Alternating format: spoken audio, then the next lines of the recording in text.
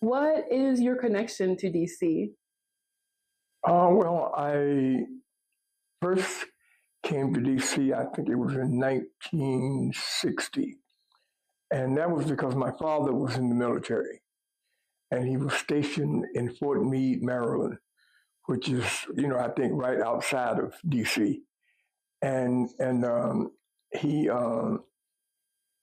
he, they instead of living in Maryland, my sisters and my mom lived in Southeast DC. So at that time, I was living in New York, and I would come down to DC, quite, at least 3 or 4 times a year, to visit them. And that was my introduction to DC. Wow. So, how old were you when your father was stationed in Fort? You said Fort Meade. I think it was Fort Meade, Maryland. Yeah. Let's see. He was stationed there about the last 4 years. I guess when he finally moved out of there, I was 20. So that means that I was, when he was there, I was basically a a teenager in my late teens. Where are you originally from, and where is your family originally from? Okay. Well, my family is from Tuskegee, Alabama, which of course is the home of the famous Tuskegee Institute, now Tuskegee University. My grandfather had come there when he was very young to work, and he ended up buying land and building a house. And my father was born in Opelika, Alabama, which is I don't know how many miles, but it's about a couple of hours drive from Tuskegee. But he grew up there in Tuskegee. His father bought the fix there when my dad was very young, so he grew up in Tuskegee. And then when Dad was stationed in the military in World War II, from about 42 to 45, my mom and I and 2 older sisters, we stayed in Tuskegee while he was away. And when he came back, and we moved, I think it was up to Massachusetts, up to Fort Devens in Massachusetts. But we kept, we regularly came, stayed in Tuskegee. And when Dad got out of the military, he decided to stay in Tuskegee. It was all, in other words, Tuskegee, Alabama is my home.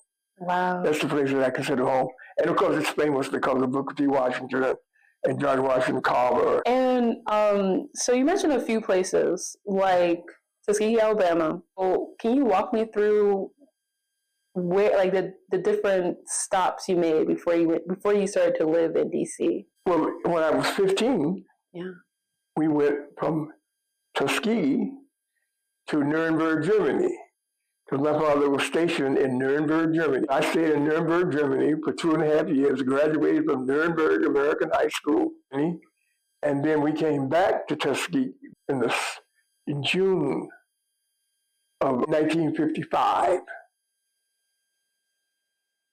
In late 1955, really early 1956, I joined the military.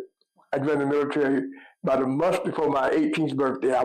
My birthday was February 24th.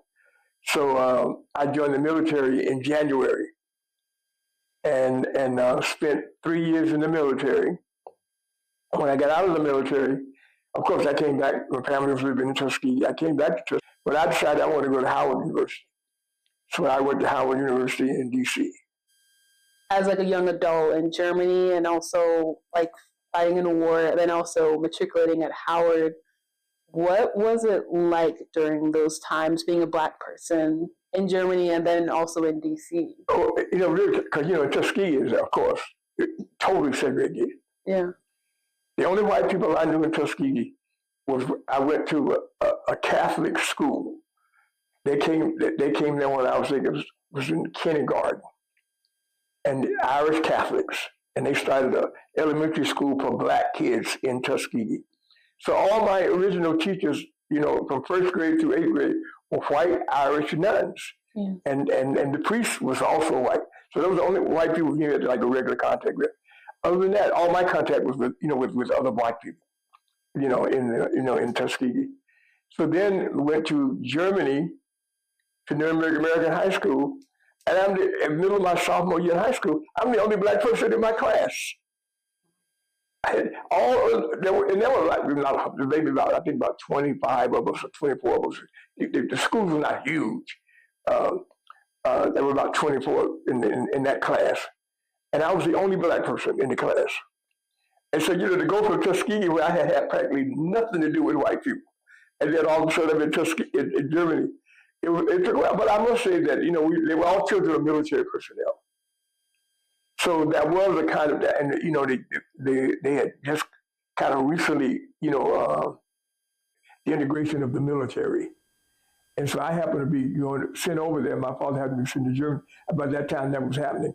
So we ended up all, in the same high school. And so I went from a total black atmosphere to an atmosphere that was like totally white.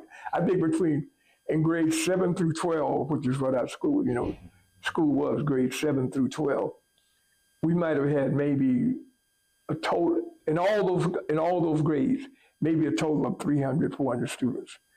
And I probably list about maybe 10 or 15% at the most were black. Everybody, all those kids were white. So it was like a real, and I ended up, I played on the football team and the basketball team and the baseball team. So of course, like being a black athlete, always put you a little bit ahead of the other folks. Yeah. So I was kind of, I was very popular.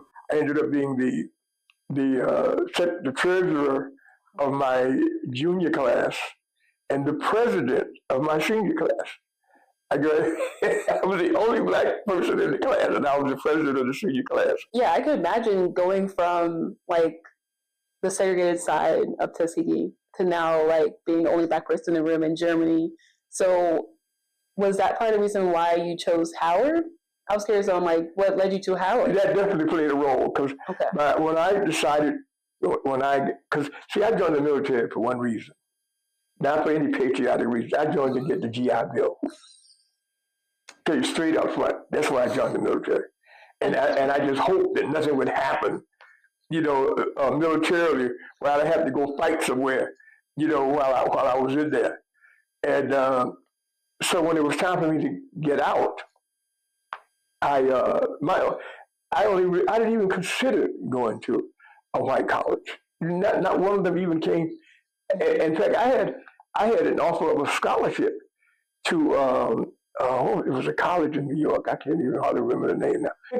I think it was what is now New York University. New York University. Yeah. Yeah. But because I had sent my academic records out, and since I had done very well in high school, I was like a straight A student in high school, except in penmanship and conduct. But I could never write. I have never been, even today, even though I'm a writer, my writing has always been kind of bad.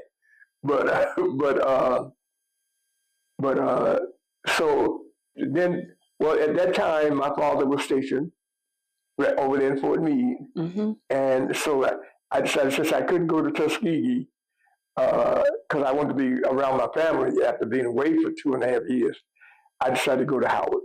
Wow. And I went to Howard for 2 years. In fact, I got an academic scholarship to Howard because of my grades from high school. And then I had taken some, while I was in the military, I took some college courses. I think the University of Maryland used to have some kind of deal where you could take courses, while you're in the military.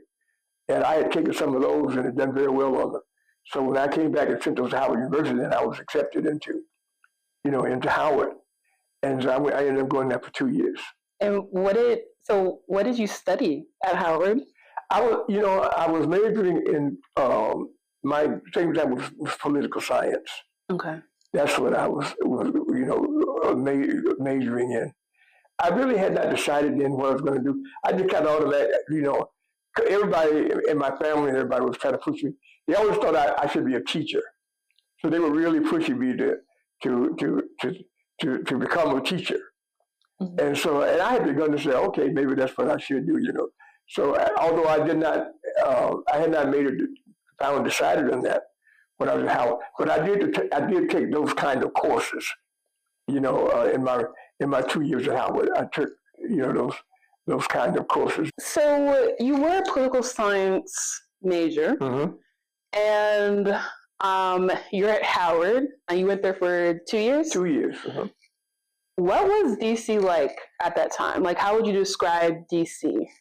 DC at that time was very segregated. And I remember I was not really surprised because I had some people had already told me that, but it was very segregated. But I found that going to Howard for me was just absolutely incredible. You know, having gone to university, I had several professors in that university who really, you know, kind of helped open my mind up and get me going. And and I went to things. I mean, you know, there were so many things to do here in DC. You know, things to go to, places to hang out. You know, so I really liked DC at that time. I had absolutely no problems. It did not bother me at all about the segregation of in DC, because I had no desire to go to the white quote unquote clubs and places that they were. You know, I had no desire. I didn't want to go over there. So having to go, so that's the way it was for me. I really thought DC was really nice in those days.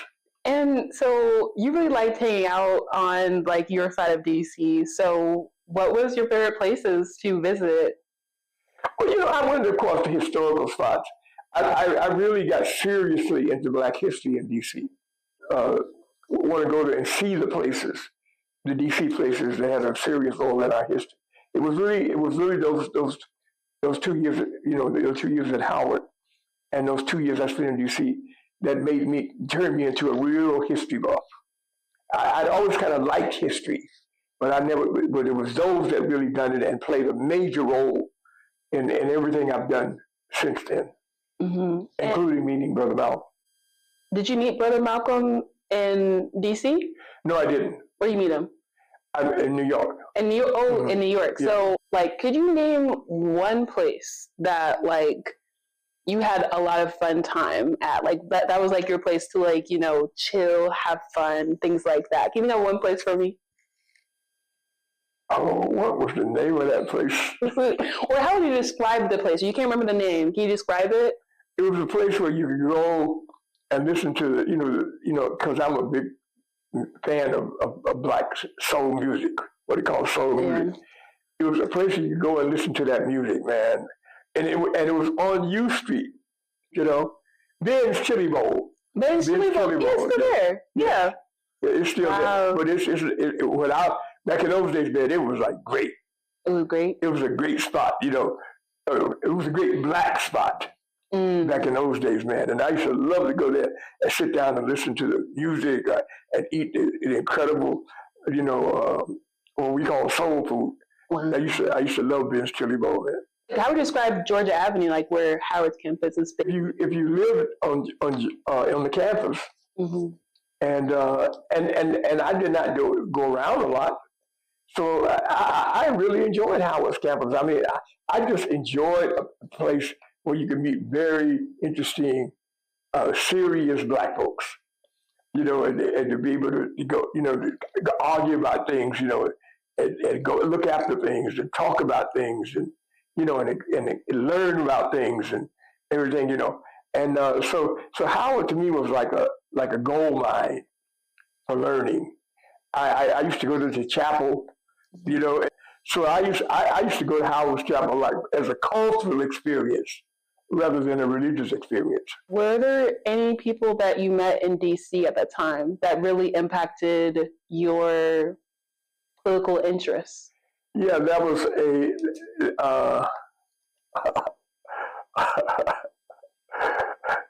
professor. There was a professor at Howard.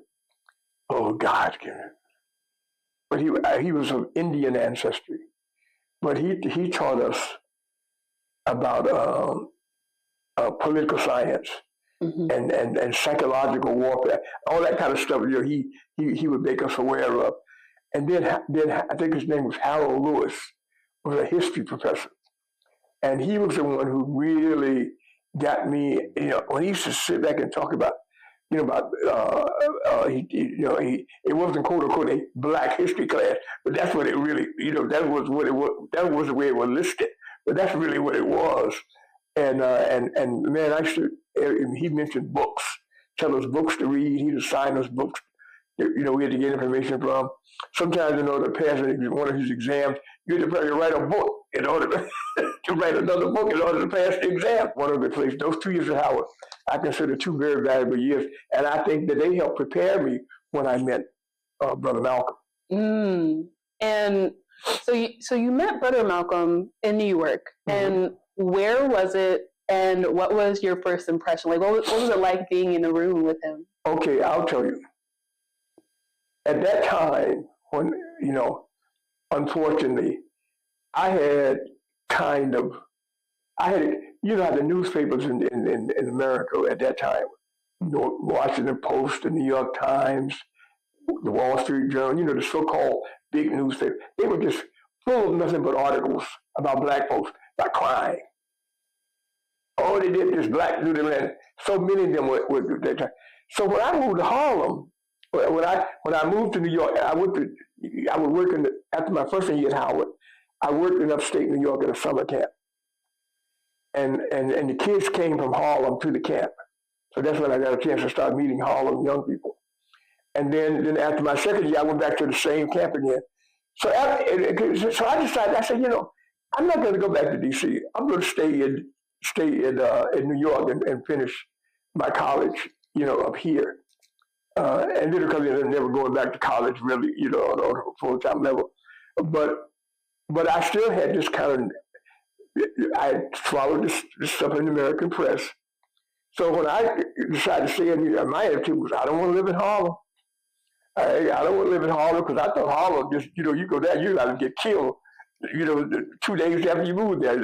I'm serious. That's the attitude that I had because I have swallowed all of the stuff that was in these newspapers and on these television programs. So when I moved to New York, I went around and I found a place I think it was in the 90s, West 90th Street or something like that. But it was 90th Street and on that street that comes up, Central Park West, they call it, that street that comes all the way up Manhattan and then when you go across 110th Street, you're in Harlem. So I was on about 90th Street, living in a room there. And that was the time of what they called, when they had the rent control, which had been put in New York City and during World War II. It had rent control. Well, in Harlem, some places in Harlem, rent control was still going on. So she had 8 rooms for $56 about 142nd Street in Harlem, in Central Harlem. 8 rooms on 140. So I said, man, for that many rooms, I think it had like 4 bedrooms and the kitchen, all that. I said, I'll just take my chances on Harlem. So I moved to Harlem rather reluctantly and moved into that apartment. And then on the day I moved in, a friend who had helped me, we said, before we start, unpacking stuff, let's walk down Lenox Avenue, which was in Lenox Avenue, which of course is now Malcolm X Boulevard. But let's walk down Lenox Avenue. Because we were like in the middle of the block between Lenox Avenue and 7th Street. We were, and 8th Street, in the middle of the block, just about. So we walked down Lenox Avenue, we got to 125th Street, then we decided to continue. We got down to 116th Street, and we saw a crowd gathering. It had a very wide sidewalk at 116th Street and Lenox Avenue. And we saw a crowd gathering. And we said, what's going on? And he said, Malcolm X is going to speak. And at that time, I had just heard about Brother Malcolm. And of course, I heard all the negative things. Oh, he was a black racist. And he hated white folks and very negative type things about him. So I said in my room, I said, let's see what he got to say. And brother, they set up a stand there, 116th Street. Right across the street from the Nation of Islam was on the other side of the street. And that mosque. So I stood there, man, and Brother Malcolm spoke for almost 2.5 to 3 hours. And by the time he finished, I was a Malcolmite because I had never in my life heard anyone talk about the history of racism in the United States of America the way he did. There was no random. He just got up there and taught us. He taught us the real history of this country that afternoon. And of course, I became, so from then on, whenever he was speaking anywhere in the metropolitan area, I made sure that I was there to hear him. And that was my first time hearing him speak. I did not meet him until later. I would go to different places to hear him speak. And then one day, I had gotten a job at Time Inc., of all places. I was an editorial reference clerk, they called it. But it was incredible, to me, an incredible job, because that's where all the time writers were called that to get, all books. They had all kind of books and magazines and newspapers and everything down there. And I used to love to be out there reading. And my job was to read, I think there were about 7 daily newspapers in New York at that time. I had to read the papers and take out I was what they call the bio files, where you had people who, you had to take out the names of people in the New York Times and put them on, keep them. Some people already had files, and ones who didn't, you had to, put them in. So one day, after I heard, Brother Malcolm, and right there where Time Inc. was, right across the street, was another big building, and that was where I think it was NBC. I think it was in that building, and they used to have in the basement level they had a restaurant. And that's where I would, go sometime and eat. And while I was down there, one time there was a young black woman down there who was working like as an intern at NBC. And we met and started talking. And we talked a lot about different things going on. And I kind of talked about Brother Malcolm there, having heard him and speak, and how impressed I was with the things that he had to say and blah, blah, blah, blah. And so one day she said to me, there's going to be a new organization formed. And I have recommended you as one of the people to be a part of this new organization. And she said, now we're going to have a meeting on Saturday morning at this restaurant, this motel up in Harlem, right up near Columbia University. And I'll call you and tell you what time to be there, but don't ask me no questions. So she called me. I went over there, and when I walked into the place, and it was lucky that you didn't have to go into the main part of the motel in order to go into the place. You could walk straight from the little area around there and straight into the conference room where we were having the meeting. And when I got in there and I saw her, and I saw about 3 or 4 other people that I knew, and then there were 7 or 8 people I didn't know, I had never met, but I had heard of Dr. John Henry Clark. He was there. John Oliver Killers, the author, he was there. And I'd heard of them, but I did not know them. So after we had sat there, waited around, we talked and been there maybe about 20 minutes or so. And all of a sudden, Brother Malcolm walks into the area where we were, this conference room. Now, until he walked through that door, I had no idea that I was going to be a part of a new organization with Brother Malcolm.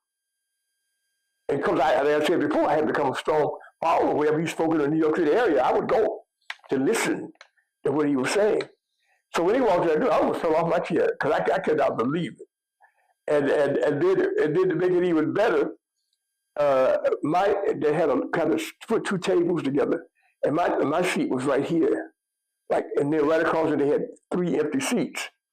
And of course, when they came in, Brother Malcolm sat in the middle of the seat, and then his 2 aides sat on the side of it. So I'm sitting right across from him. I could not believe it, And he introduced himself, and we introduced ourselves. He introduced himself to us, And that was the beginning of the formation of the Organization of Afro-American Unity. He said that we were going to have a new organization called the Organization of Afro-American Unity, and we were going to promote unity among Black people, and that included Pan Africanism, was going to be a part of what we were going to be doing. And he explained it all to us. And I'm still like completely, I was just stunned that I had met Brother Malcolm. That's a really fascinating story. So why do you think you got this referral to be part of the founding members of the Organization of Africa? Well, because my friend, she kind of knew how I felt. I had told her about him, and how I used to go and listen to him everywhere he spoke and everything. And of course, I found out after when this happened, and I said, "Why did you tell me?" She said, "Well, because I wasn't going to tell you. Because I was trying to see how you felt, and then you would be." But see, what happened? She and her roommate had met him about 5 or 6 months earlier at some event at Columbia University, and they had become, they were not members. They never became members of the Nation of Islam, but they became people, that they had put their names down. So when he was going to be speaking at different places, they would be notified that he was going to be speaking. So that's how she had gotten to know him. And a couple of times she had gone up and talked to him, met him, and everything. When he would meet people after he finished speaking, and so, but until then, like I said, when she told me to come to that meeting, I had no idea until I walked through that. Well, even when I walked through the door, I just looked at it. I saw Dr. John Henry Clark, who I had met very briefly, didn't know him. John Oliver Killings, I also heard about him, but didn't know him. And then I saw her and her roommate, and then a few other people that I had seen, but didn't know them very well, And then we started talking about what we were going to do, and people said, I'm going to the youth committee. I'm going to be on the economics committee and the education committee and the theology committee, these kind of things, the technology committee, that kind of thing. Brother Malcolm's position was that if you're an organization, you got to have your own means of communication. You say, because even if there are newspapers out there that are very favorable to you, that's nice. But you got to have your own public, so you get out to the public what you want to get out, not what somebody else decides to print or not print. So he said, you got to always, any organization got to always have its own means of communication. And so we said we're going to have a newsletter, and I kind of volunteered to do the newsletter, and that's how I ended up getting into journalism. So you were living in Harlem. You were involved with Brother Malcolm. You also would visit your family in Southeast. Mm-hmm. So what made you move back to DC, and how did you get politically involved when you moved back to DC? Well, after Brother Malcolm's assassination, I really, was kind of depressed. I really was. And I guess I decided, I think, it was in the early 1980s that I began to see that you could see more and more, whites, moving into Harlem. And so many black people, like us, they were still being taught, get yourself together and get out of Harlem. And they were doing it. And I remember being a Malcolm, and I said, why are you all running out of Harlem? I said, we need to stay here. Instead of going out, Brother Malcolm, this was like a center for Brother Malcolm. Why are we running to the suburbs? We need to stay in Harlem, right here in the heart of the city. This is Manhattan. Brother Malcolm used to tell us, this is one of the major centers in the world. Manhattan is, in terms of communications and that kind of thing. And so in 1980, I stayed in Harlem, and I still, really love the place. But I was beginning to get a little bit, down as I saw all the changes that were going on at that time. So when I got a job, one of the things that I'd always said that if I ever worked anywhere else, I like to work at a historically black college. And someone overheard me say that. So they passed along the word to the president of Virginia Union University, they were looking for a sports information director at that time. And I was contacted about being a sports information director at Virginia Union. And I had to really decide, am I going to, move out of Harlem and move to Richmond, Virginia? This is what I said to myself, are you kidding me? You go to Richmond, Virginia. But then, after I came down a couple times, I said, when it comes to our history in North America, Richmond is a central place. So even though I'm not great about the place, that's the place where, I can learn a lot about our history in this country, is to be in Richmond, Virginia. So I decided to accept the job. So I came in 1986, which is 24 years after the assassination of Brother Malcolm. And I moved to Richmond to become Sports Information Director at Virginia Union University. And I stayed there, and I really, from a I love all the history that I was finding out there and learning there and seeing there and everything like that. But then after a while, I began to say, I've got about as much as I can get out of Richmond. And so then I decided that the next place that I would live would be Washington, D.C. And so when I decided to leave Richmond, I came to Washington, D.C. To live. Because my family was living, but at that time, they were living in Southeast Washington. Because I had been coming up here, to visit them. So I knew a little bit, not a whole lot, but, a little bit about D.C. And I saw, a lot of black folks here and everything. But that's not very important to me, man. Somewhere where there's a lot of black folks. I could never get to some city where we are like 2% or 1% of the population. But so I took that job at District of Columbia. Yeah, UDC. UDC. Yeah, but then it wasn't a university. It was a community college. Okay. Yeah, and after I came up here and did a couple of jobs in different small places, they offered me a job to teach at UDC, and I took that job, and that really was what made me say, hey man, I'm staying in DC. What parallels do you see on the movements started during your time, and then also the continuation of them today? Unfortunately, I really do believe that all across this country, there are people who have strong beliefs in Pan Africanism. But what we need to do is to get together. And I really believe this, and this is, of course, now where I have problems with folks telling me that I'm being an elitist. I believe that we should have, in Brother Malcolm's name, and with his guidance, and of course some of the other people who are strong Pan-Africans, we should have a meeting and say, if you believe in the need for Pan-Africanism and the need for serious unity of Black people, please come to a meeting that we're having. If you don't believe those things, please stay home. Oh, you're writing people off. No. We'll talk to you later.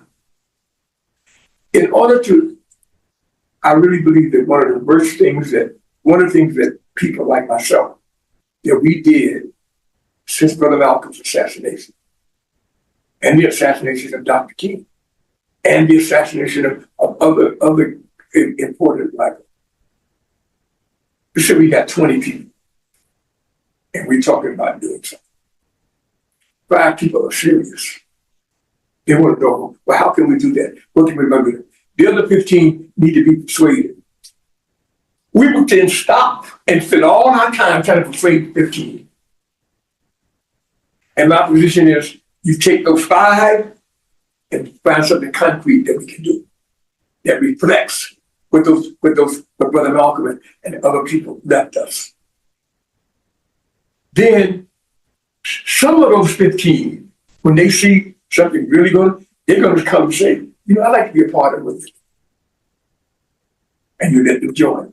But you don't waste all your time trying to change it, and then eventually everything just goes away. And we've done that. We did that so many times. And I'm talking about my generation. The reason we don't have a strong organization today, I think, is because that's what we were doing. We thought that we had to get everybody in order to do it. I don't believe that any longer. I believe you get the serious people, the people who are ready. And does that mean that we agree on everything? No, of course not. But it means that we have one thing about that we do all agree that Pan African. Well, what about the condition of DC? Like, how would you describe the condition of DC today? Unfortunately, I think that the Black people who live in DC ought to be ashamed of themselves. And why do you say that? That you're living in the capital city of the United States of America, and you're doing absolutely nothing in terms of really being an example of Black people working together and doing concrete, serious things as a group of people. White people in DC, they push us around like they play us like we were like a grand piano. Like they were grand, they play us because we're not together. You see, to me, could be a small example of what Black people should be doing in other areas around the country. But we're not. And so, what are you doing for promoting Pan Africanism and being a part of the activism in DC? At 87 years old, I consider it my responsibility now to pass on what I have learned, what I have experienced to serious young Black folks. So that's why I go to a place like Sankofa. And I will answer questions, pass on information. So at 87, that's about all I can do now.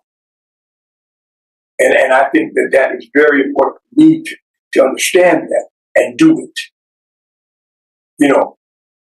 Pass on concrete information and knowledge that I have acquired on to serious young Black people. Because eventually that's going to be needed, because this so-called leader of the world, they ain't going to be around forever. Their position is already being challenged. So we got to make sure that we be in a position to decide what we are going to do as a group when it comes to crunch time. And I think that the responsibility of me and people my age, a little bit younger or a little bit older, our job is to find out those young Black people who are serious and who are ready to learn and then pass something that we need to do, so that for 20, 25 years, so they can be ready as things move along, in this country. And that's my position now. And people, young Black folks who say, if I say we need to be Pan Africanists, and a young person who said to me, well, what is a Pan Africanist? I'll see you later. Now, people tell me that's being very, very wrong, that I'm wrong in doing that. But I'm not. My thing is, I'm 87. I don't have a whole lot of time left. I want to talk to the ones who are already Pan Africanists and tell them, to give them concrete, practical things that they can do and need to be done. I answer questions from them about what to do and everything. The ones who have to be, persuaded, committed, answer questions, I'll leave them to you. Like, what makes you excited and hopeful about the future of DC? When I see, let's say, a place like Sankofa, or a place like sometimes, some of the times back on Howard, some of the students are not up at Howard. When I see ICBC eventually becoming a city where Black people are going, where the Black people who live in DC are going to provide an example for Black people who have sizable numbers in other cities around the country. You know, and hey, man, they did that in DC. Why don't we do the same thing in Chicago, in Miami, those kind of places. So I think that DC, I really foresee DC, and I consider something that I want to do now is as much as I can to make sure that the young Black folks who live here have as much information and knowledge as I can pass on to them, that will enable them to become an example of what Black people should be doing around the country, where there are sizable numbers of Black people in major cities around the country.